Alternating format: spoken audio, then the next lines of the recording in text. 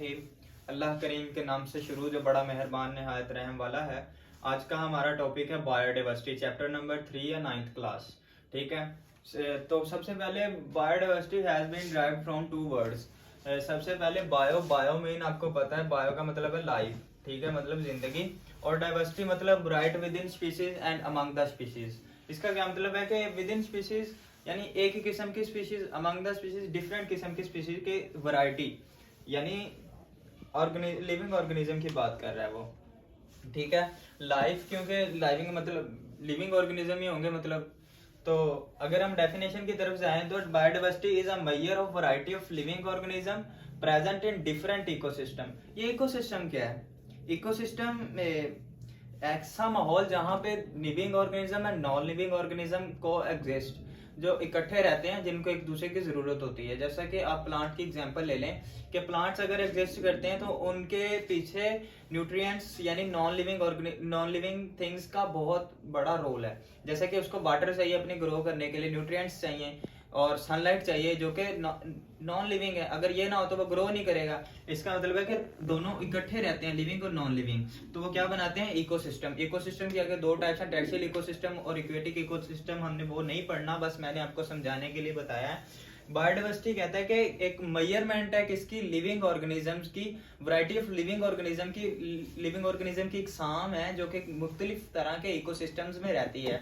मतलब कि कोई इक्वेटिक इकोसिस्टम में रहती है, कोई टेक्सटाइल इकोसिस्टम में रहती है। ठीक है, उसके बाद आ जाता है कि आपको ये पूछा फ्लोरा फाना वगैरह, ये एमसीक्यूज के तौर पे पूछा जाता है। फ्लोरा का मतलब है वैरायटी ऑफ प्लांट्स। जब भी फ्लोरा का मतलब है वैरायटी ऑफ प्लांट्स, किसी इलाके में पाए जाने वाले पौधे को बोलते हैं फ्लोरा। ठीक है, और फाना का क्या मतलब है? फाना वैरायटी ऑफ एनिमल्स, किसी रीजन में किसी इलाके में पाए जाने वाले एनिमल्स को क्या बोलते हैं? फाना। अब जैसे कि बहुत से इलाकाई जानवर होते हैं जो कि एक मखसूस तरह के इलाकों में पाए जाते हैं, जैसा कि बर्फानी रेस, वो सिर्फ पहाड़ों में आपको मिलेगा, बर्फानी इलाकों में मिलेगा। यहाँ पे अगर हमारे एरिया में यहाँ पे छोड़ा जाए उसको, तो यहाँ पे तो नहीं वो एग्जिस्ट कर सकेगा, क्योंकि उसकी कुदरत ने उसको उसके मुताबिक अडेप्टेशन दे दी हैं। ठीक है, उसने उसकी खाल मोटी होगी, ठीक है, चर्बी उसकी ज्यादा होगी, ताकि वो किसको कोल्ड को बियर कर सके। जबकि हमारे यहाँ पे गर्मी ज्यादा है तो यहाँ पे वो नहीं रह पाएगा।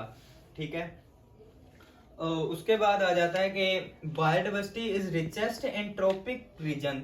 ट्रॉपिक रीजन कौन से हैं? ट्रॉपिक रीजन ऐसे रीजन है जहाँ पे टेम्परेचर ज्यादा होता है, यहाँ पे बायोडाइवर्सिटी रिचेस्ट होती है, मतलब कि यहाँ पे बायोडाइवर्सिटी ज्यादा पाई जाती है। इस बात का क्या मतलब है कि डेफिनेटली अगर बायोडाइवर्सिटी यहाँ पे ज्यादा पाई जाती है तो इसका मतलब हुआ कि यहाँ पे फेवरेबल कंडीशन मिल रही होगी, इसीलिए तो ज्यादा पाए जाते हैं ना। तो ऐसा नहीं है कि ज्यादा सारे के सारे ट्रॉपिक रीजन में ही आ जाते हैं, दूसरे एरिया में भी ये डिपेंड करते हैं क्लाइमेट्स पे, सॉइल पे, वहां की मिट्टी पे, टेम्परेचर पे। ठीक है, लिविंग ऑर्गेनिज्म डिपेंड करता है ना वहां पे। जैसा कि एक पौधे को ग्रो करने के लिए मिट्टी यानी अच्छी, वहां पे न्यूट्रिएंट्स ज्यादा होंगे, ज्यादा वाटर होगा, और यानी उसके लिए फेवरेबल कंडीशन होगी तो ज्यादा ग्रो करेंगे। ठीक है, अगर टेम्परेचर उसके लिए फेवरेबल होगा तो ज्यादा ग्रो करेगा, अगर ज्यादा टेम्परेचर होगा तो वो ग्रो नहीं करेगा ना, गल सड़ जाएगा। उसके बाद आ जाता है biodiversity on earth result on 4 billion year, यानी कि ये 4 बिलियन ईयर्स का रिजल्ट है जो यहाँ पे एवोल्यूशन हुई है। एवोल्यूशन का मतलब है कि gradual changes in simple organism and that, जो कि इसको कम्प्लेक्स ऑर्गेनिज्म में तब्दील कर देती है। मिसाल के तौर पर साइंटिस्ट कहते हैं कि सबसे पहले सिंपल ऑर्गेनिज्म थे, सिंपल ऑर्गेनिजम्स में चेंजेस आई, उनमें माहौल के साथ साथ अडेप्टेशंस अख्तियार की, तो आज वो एक बड़े बड़े जानदार बन गए हैं, कम्प्लेक्स जानदार बन गए हैं, पेचीदा जानदार बन गए हैं। जबकि जो जिंदगी शुरू हुई थी वो सिंपल ऑर्गेनिजम्स जैसा कि बैक्टीरिया से शुरू हुई थी। ठीक है, उसके बाद कुछ इंपॉर्टेंस है बायोडाइवर्सिटी की। अगर हम बोर्ड के व्यू से देखें तो ये लॉन्ग के तौर पे भी पूछा जा सकता है, तो मैं यहाँ पे कुछ पॉइंट मेंशन किए हैं। अगर आपको लॉन्ग के तौर पे पूछा जाता है तो आपने इनको एक्सप्लेन कर देता है। अब मैं आपको एक्सप्लेन करके बताता हूँ कि बायोडाइवर्सिटी का इंपॉर्टेंस क्या है हमारी जिंदगी में। सबसे पहले है फूड फॉर ह्यूमन। ये हमें क्या करती है? फूड प्रोवाइड करती है। कैसे फूड प्रोवाइड करती है? जैसे कि हम जानदारों से फूड हासिल करते हैं, हम चिकन जैसा कि हासिल करते हैं, बीफ हासिल करते हैं, और इसके अलावा हम वेजिटेबल्स बहुत सारी हासिल करते हैं, किन से, जो कि जानदारों और पौधों से हासिल की जाती हैं। ठीक है, तो इसका मतलब है कि ये फूड हम हासिल कर रहे हैं इससे, जानदारों से। तो बायोडाइवर्सिटी इम्पोर्टेंट रोल प्ले कर रही है इसमें। उसके बाद दूसरे नंबर पे आ जाती हैं ड्रग्स। ठीक है, हम बहुत सारी ड्रग्स बायोडाइवर्सिटी हमें प्रोवाइड करती है।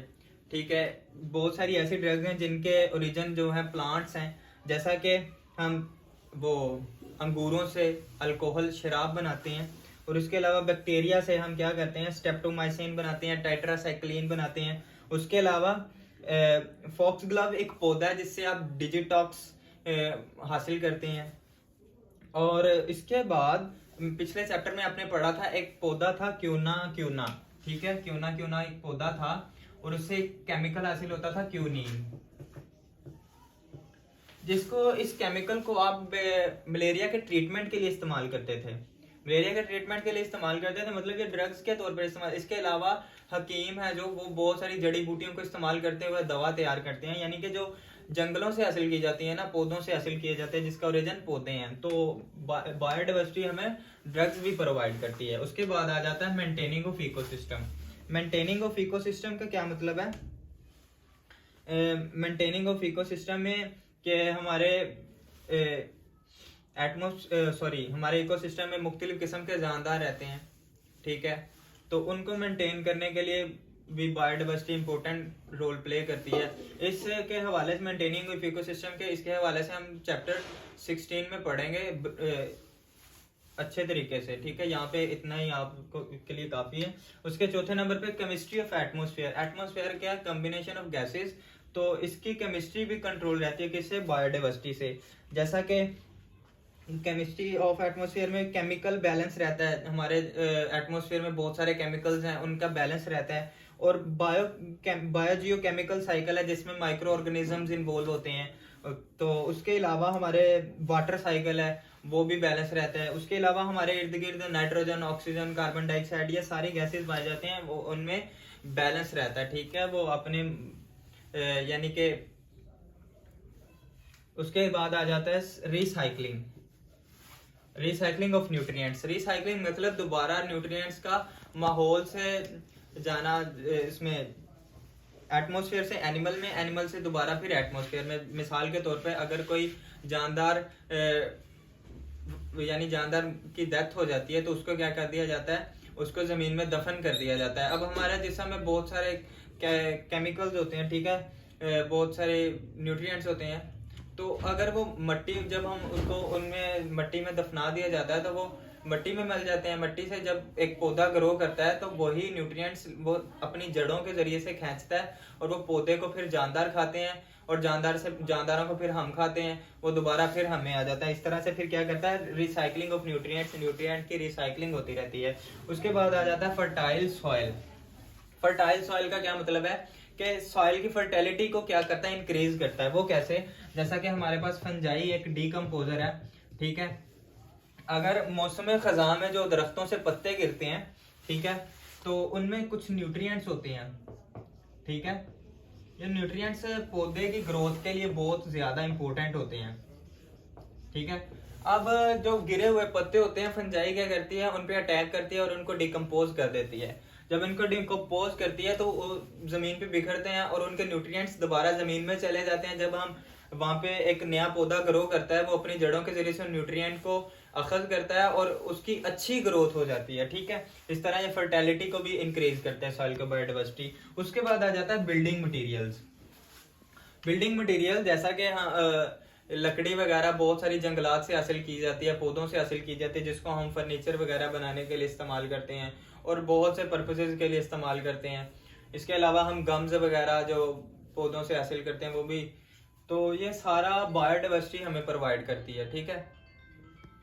यहाँ तक ये इम्पोर्टेंस इसकी कंप्लीट हो गई है। ये था हमारा आज का बायोडाइवर्सिटी का टॉपिक। अगर किसी को समझ ना आई हो या किसी को ऐसा लगे कि मैं कहीं पे गलत हूँ तो वो मुझे बता सकता है, ताकि मैं अपनी गलती को दूर कर सकूँ। और आज के लिए इतना ही काफ़ी। अल्लाह हाफिज़।